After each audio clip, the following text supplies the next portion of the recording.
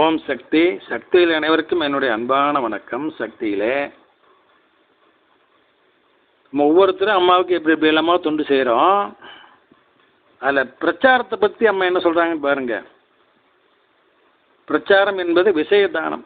அம்மாவுடைய கல்யாண குணங்களையும் திருவிளையாடல்களையும் அம்மா பக்தர்கள் செய்யும் அற்புதங்களையும் சித்தாடல்களையும் விளம்பரப்படுத்துவது, மற்றவர்களிடம் எடுத்துச் சொல்வது, அவர்களுக்கு புரியும் வண்ணம் எடுத்துச் சொல்வது.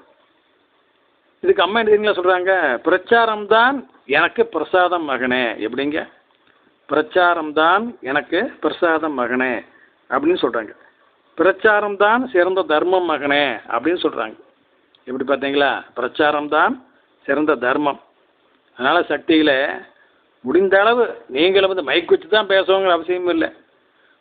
நீங்கள் யாரெல்லாம் பார்க்குறீங்களோ, நண்பர்கள், உறவினர்கள், வாழ்க்கையில் கஷ்டப்பட்டுருக்குறவங்க, அவங்ககிட்ட எல்லாத்திட்டையும் அம்மாவை பற்றி எடுத்து சொல்லிகிட்டே இருங்க. அது பிரச்சாரம்.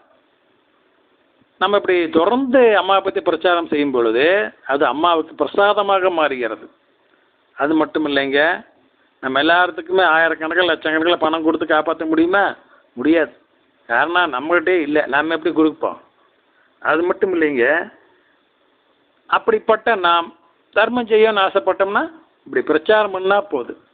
வாயை செலவு பண்ணாலே போது தர்மம் செய்த முழு பலன் நம்மளுக்கு கிடைக்கும் சக்திகளே. அதனால இந்த வாட்ஸ்அப் கேட்குற சக்தியில் அனைவரும் தங்களுடைய நண்பர்களுக்கும் உறவினர்களுக்கும் அவங்க அம்மாவை கும்பிட்றவங்களா இருந்தாலும் கும்பிடாதவங்களா இருந்தாலும் சரி அனுப்பிச்சுடுங்க.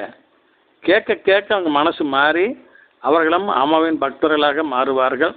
அப்போ அவங்க உங்களைத்தான் தெய்வமாக நினைப்பாங்க. இவங்க தான் என்ன முதல்ல அம்மா கோயிலுக்கு கூட்டிகிட்டு போனாங்க, அப்போ படாத கஷ்டப்பட்டுக்கிட்டு இருந்தேன், இப்போ அதெல்லாம் நீங்கள் நல்லா இருக்கிற அப்படின்னு அவங்க எல்லாரும் சொல்கிறத நீங்கள் காதால் கேட்கலாம் சக்திகளை. இது உண்மை. நான் எல்லாம் பல தடவை அனுபவிச்சிருக்கிறேன் அந்த மாதிரி நிகழ்ச்சியில்.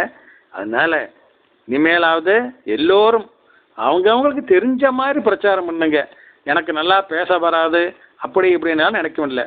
உனக்கு எப்படி பேச வருதோ அப்படி சொல்லு, அப்படி பேசு போது. அதாவது கேட்குறவனுக்கு புரிஞ்சா சரி, அவ்வளோதான் விஷயம். வேற ஒன்றும் கிடையாது. இது இலக்கண சுத்தமாக பேசணும், அலங்காரமாக பேசணும், ஆவேசமாக பேசணுங்களே எதுவுமே இல்லை. கேட்குறவனுக்கு புரிஞ்சா போதும் சக்திகளே. அந்த அளவில் பேசினாலே போதும். அதற்கே அம்மா மிகுந்த மகிழ்ச்சி அடைவார்கள் சக்திகளே. அடுத்த சக்திகளே திருஷ்டி. திருஷ்டி எப்படின்னாங்க, பல வகையான திருஷ்டி இருக்குது மனுஷனுக்கு. அதில் அந்த திருஷ்டிகளை கழிக்கிறக்க அம்மா பலவிதமான வழிமுறைகள் நம்மளுக்கு சொல்லியும் கொடுத்துருக்குறாங்க. ஆனால் நம்ம அதை ஒழுங்காக கடைபிடிக்கிறது இல்லை.